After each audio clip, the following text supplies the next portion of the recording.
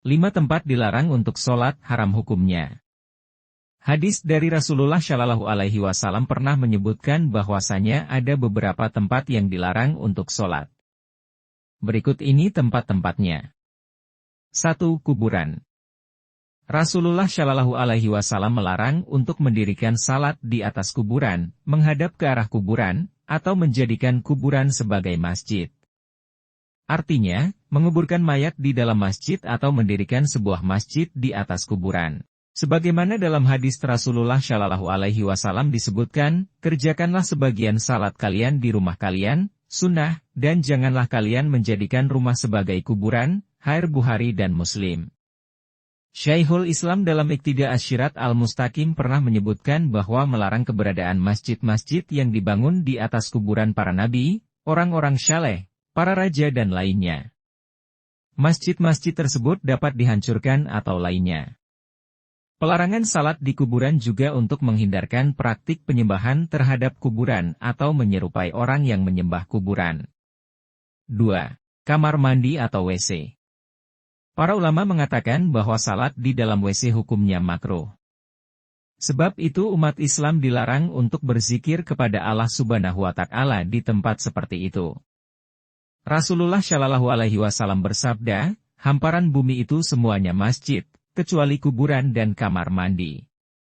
Sahih Tirmidzi dan Abu Daud. Sebab adanya larangan ini karena kamar mandi merupakan tempat tinggal setan dan tempat dibukanya aurat.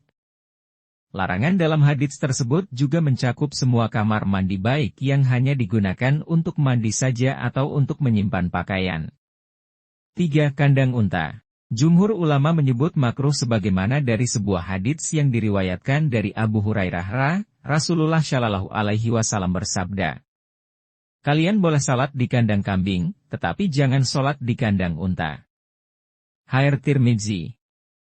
Sebab kandang unta dianggap sebagai tempat tinggal para setan.